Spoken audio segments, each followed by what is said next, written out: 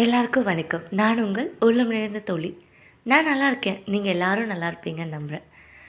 எல்லாருக்கும் கதை கேட்குறது ரொம்ப பிடிக்கும்ல. எனக்கும் அப்படி தான் ரொம்ப பிடிக்கும். அப்படி நான் கேட்டு வியந்து ரசித்த கதை உங்களுக்காக இங்கே சொல்கிறேன். அது ஒரு சாயங்கால நேரம். ஒரு அம்மா தன்னோட 5 வயசு குழந்தைய அழைச்சிட்டு பார்க்குக்கு போகிறாங்க. பார்க்கில் போய் அம்மாவும் பொண்ணும் உட்காடுறாங்க. அம்மா பேர் அமுதா. குழந்தை 5 வயசு குழந்தை பேர் ராஜி. ராஜி சொல்கிறா, அம்மா நான் அந்த ஊஞ்சலில் போய் விளையாடிட்டு வரேன் அப்படின்னு சொல்லிட்டு. பார்த்து பத்திரமா போ ராஜி. அமுதா அங்கே டேபிள்லேயே உட்காந்துருக்காங்க. அவங்கள பக்கத்தில் ஏதோ ஒரு பெரிய உருவம் நிற்கிறத கவனிக்கிறாங்க. தலையை ஏறெடுத்து பார்த்தா ஒரு ஆண். சிவா. கொஞ்ச நேரம் சைலண்ட் ஆயிடுறாங்க. அதுக்கப்புறம் தான் 2 பேருமே உணர்ந்துக்கிறாங்க. சிவா எப்படி இருக்க, நல்லா இருக்கியா, வா வா பக்கத்தில் வந்து உட்காரு அப்படின்னு சொல்லிட்டு அவள் கேஷுவல் ஆயிடுறா. ஆனால் சிவாவால் அப்படி ஆக முடியல.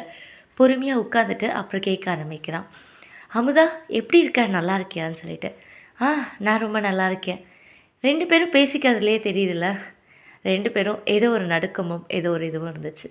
ஏன்னா இவங்க பார்த்துக்கிட்டே கிட்டத்தட்ட பல வருஷங்கள் 10-15 வருஷங்கள் இருக்கும். அமுதா கேட்குறா, எப்படி இருக்க, நல்லா இருக்கியா, இப்போ என்ன பண்ணிகிட்ருக்க அப்படின்னு சொல்லிட்டு. நான் ஐஐடியில் இன்ஜினியரிங் முடித்தேன், கெமிக்கல் இன்ஜினியரிங். ஒரு பெரிய ஆஃபீஸில் ஒர்க் பண்ணிகிட்ருக்கேன். இங்கே ஒருத்தரை பார்க்கறதுக்காக வந்தேன். சரி ஓகே, பார்க்க பார்த்தோன்னே அப்படியே சும்மா ஒரு வாக் போகலாமேன்னு வந்தேன். திடீர்னு நீ எப்படி இருக்க அமுதா அப்படின்னு சொல்லி. எனக்கு என்ன, நான் ரொம்ப நல்லா இருக்கேனே அப்படின்னு சொல்லிட்டு. அமுதா சொல்கிறா, நான் நல்லா இருக்கேன் அப்படின்னு சொல்லிட்டு. அப்போ சிவா கேட்குறான், எல்லாத்தையும் மறந்துட்டியா, என்னாச்சு, எப்படி இருக்க, என்ன என்னன்னு கேட்க மாட்டியா அப்படின்னு சொல்லிட்டு. என்ன கேட்குறது, நீ நல்லா இருக்க, நல்ல வேலை, இதுக்கு மேலே உனக்கு என்ன அப்படின்னு சொல்லிட்டு. இல்லை, உனக்கு முடிஞ்சதுன்னா நம்ம மறுபடியும் தொடரலாமான்னு ஒரு வார்த்தை. மறுபடியும் தொடரலாமா, இந்த வார்த்தையை கேட்டவுடனே அமுதா சிரிக்க ஆரம்பிச்சிட்டா. சிவா, எனக்கு கல்யாணம் ஆகிடுச்சு. கல்யாணம் ஆகி 5 வயசில் பொண்ணு இருக்கா. நான் என் கணவர் என் பொண்ணுன்னு ரொம்ப சந்தோஷமாக வாழ்ந்துட்டுருக்கோம். சிவாவுக்கு அதிர்ச்சி. என்ன, எப்படி நீ கடந்து வந்த அப்படின்னு சொல்லிட்டு. கடந்து வந்து தானே ஆகணும், ப்ராக்டிக்கலாக எல்லாத்தையும் திங்க் பண்ணணும்ல அப்படின்னு சொல்லிட்டு. சிவா ரொம்ப இறுகி போயிருக்கான். ஆனால் அமுதா ரொம்ப ப்ராக்டிக்கலாக இருக்கா. இதுதான் நடக்கும்னு நம்மளுக்கு தெரிஞ்சிருக்கு. எல்லாத்தையும் விட்டு கடந்து வர தானே வாழ்க்கை. இல்லை அமுதா, என்னால் அதெல்லாம் கடந்து வர முடியல. ரொம்ப நாள் உன்னை தேடினேன், என்னோடய படிப்புகள்லாம் முடிஞ்சதுக்கப்புறம்.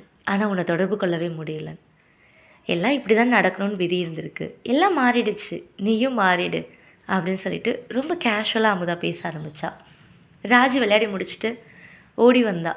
இவன் என் பொண்ணு ராஜி, 5 வயசு அப்படின்னு சொல்லிட்டு தன்னோட மகளை சிவாவுக்கு அறிமுகப்படுத்தி வைக்கும். சிவாவுக்கு ஆச்சரியம்.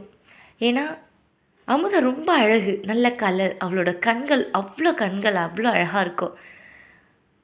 ஆனால் அவளோட பொண்ணு கொஞ்சம் மாநிறம். என்ன, கலரும் இல்லை, ஒன்றும் இல்லை, ஒருவேளை அவங்க அப்பாவை மாதிரி இருப்பானோன்ற ஒரு மனசில் ஒரு எண்ணங்கள். அமுதாவை பற்றி யோசிக்கிறான். அப்போ எப்படி இருப்பாள், நல்ல விரிஞ்ச கண்கள், ரொம்ப அழகான கண்கள், அவளை பார்க்கும்போதே அவ்வளோ வசீகரமாக இருக்குமேன்னு சொல்லிட்டு அப்போதைய நினைவுகளை ஊட்டி விட்டு பார்க்குறான். அமுதாவும் அவளோட மனசில் அப்போ உள்ள எண்ணங்களை ஓட்டி விட்டு பார்க்குறான். அப்போ உள்ள காலங்கள் அது. தன் ஃப்ரெண்டுக்கு அண்ணன் இருந்தாங்கன்னா கண்டிப்பாக அவங்களுக்கு நம்மளுக்கு மாமனாக தான் இருக்கணும், முறை சொல்லாத ஒரு மாமனாக இருக்கணும், அவங்கள கல்யாணம் பண்ணிக்கணும் அப்படின்ற ஒரு எண்ணம். இதுக்கு காரணம் அமுதா கிடையாது, அமுதா வாழ்ந்த காலகட்டங்கள்.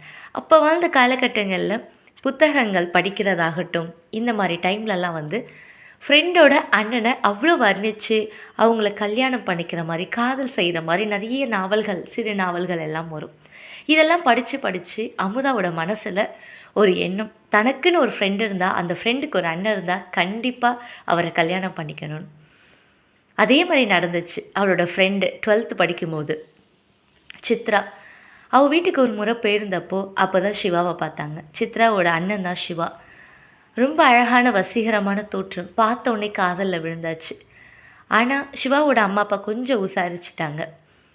பையன் கெமிக்கல் இன்ஜினியர் படிக்க போகிறான், 12th முடிச்சுட்டு கண்டிப்பாக ஒரு நல்ல பெரிய ஜாபில் செட்டில் ஆகணும். இந்த டைமில் லவ் இப்படிலான்னு போனால் அவனோட லைஃப் கெட்டு போய்டுன்னு சொல்லிட்டு வார்ன் பண்ணணும், தள்ளி வைக்கணும்னு நினச்சாங்க. ஆனால் நேரம் அமுதாவை ஆட்டோமேட்டிக்காக பிரிச்சுது. ஏன்னா அவங்க அப்பாவுக்கு ட்ரான்ஸ்ஃபர் வந்துச்சு, ஃபேமிலியோடு ட்ரான்ஸ்ஃபர் ஆகி போனாங்க. அப்புறம் அமுதாவுக்கும் சிவாவுக்கும் எந்த ஒரு தொடர்புமே இல்லாமல் போச்சு. கிட்டத்தட்ட ஒரு 10, 15 வருஷங்கள் கழிச்சு இன்னைக்கு தான் 2 பேரும் மீட் பண்ணிக்கிறாங்க. இதுக்கு நடுவுல சிவா மீட் பண்ண ட்ரை பண்ணியிருக்கான். ஆனா, அப்போ உள்ள இதுவெல்லாம் வந்து எங்க இருக்காங்க, என்ன எதுவுமே தெரியல. அப்படியே வேலை, ஜாப் இப்படியே போயிடுச்சு அவனுக்கும். இப்ப பார்த்ததும் மனசுக்குள்ள ஒரு ஏக்கம் வந்துச்சு சிவாக்கு. அவனோட பொண்ணு பத்தி தெரியாதபோது கல்யாணம் இன்கேஸ் ஆகலன்னா நம்ம பண்ணியிருக்கலாமே அப்படின்னு சொல்லிட்டு. ஆனா, எல்லாமே தலைகீழா மாறி நின்னுது. மறுபடியும் ராஜ் போய், "அம்மா நான் விளையாடிட்டு வந்துடுறேன்" அப்படின்னு சொல்லிட்டு போனான். இந்த நேரத்தில சிவா கேட்டான், "எப்படி நீ எல்லாத்தையும் மூவ் ஆன் பண்ணி வந்த?" அப்படின்னு.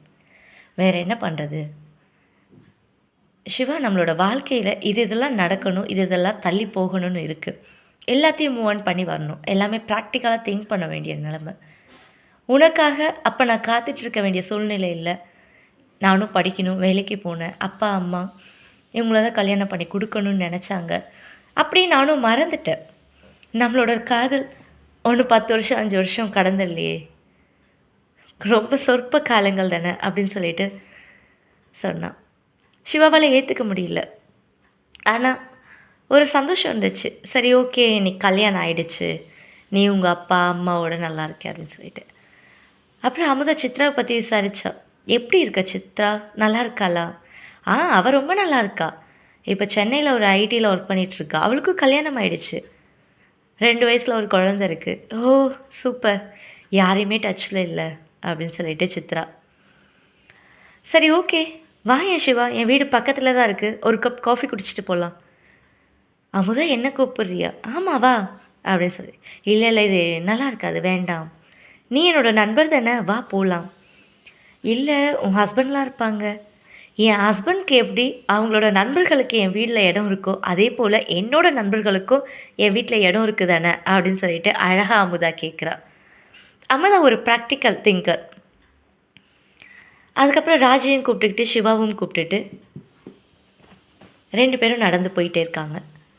ராஜி அங்கிளுக்கு ஹாய் சொன்னியா அப்படின்னு சொல்லி கேட்குறான். ஹாய் சொல்லு அப்படின்னு. ஹாய் அப்படின்னு சொல்லிட்டு வேண்டா வெறுப்பா ராஜி சொல்லிடுறா. அப்புறம் எல்லாரும் சேர்ந்து நடந்து போகிறாங்க. பக்கத்தில் தான் வீடு. வீட்டுக்குள்ளே போகும்போதே ராஜு வெளியே ஒரு காரை பார்த்துட்டு ஹை அப்பா வந்தாச்சு வந்தாச்சுன்னு சொல்லிட்டு ரொம்ப சந்தோஷமாக உள்ளே நுழைஞ்சிட்டான்.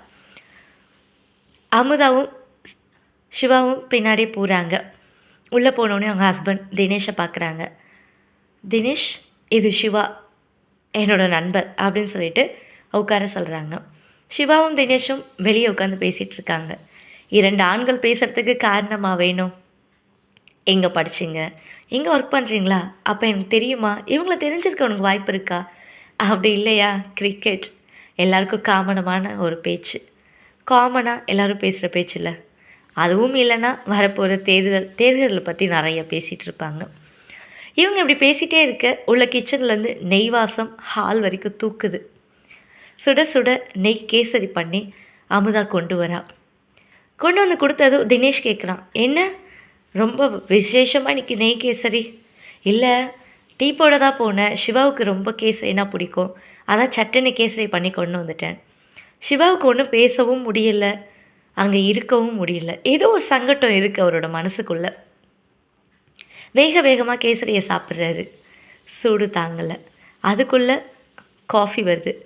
குடிச்சு முடிச்சுட்டு சரி அவசரமாக நான் கிளம்புறேன், எனக்கு டைம் ஆயிடுச்சுன்னு சொல்லிட்டு உள்ளே போயாச்சு. சிவா கிளம்புறாரு. தினேஷ் அவங்க பொண்ணை கூப்பிட்டு, என்னம்மா அங்கிள்கிட்ட பேசலையான்னு. நான் பேசிட்டேன்ப்பா, பார்க்கில் விளையாடும் போதே நான் ஹாய் சொல்லிட்டேன் அப்படின்னு சொல்லிட்டு அவள் வேகமாக அவளோட ரூம்குள்ளே போயிட்டான். அமுதா அவளோட கிச்சன் வேலைகள் எல்லாம் தொடர்ந்து வேலையை செஞ்சு முடிச்சுட்டு நைட்டு குழந்தைய தூங்க வச்சுட்டு தினேஷும் அமுதாவும் அமைதியாக வந்து படுத்தாங்க.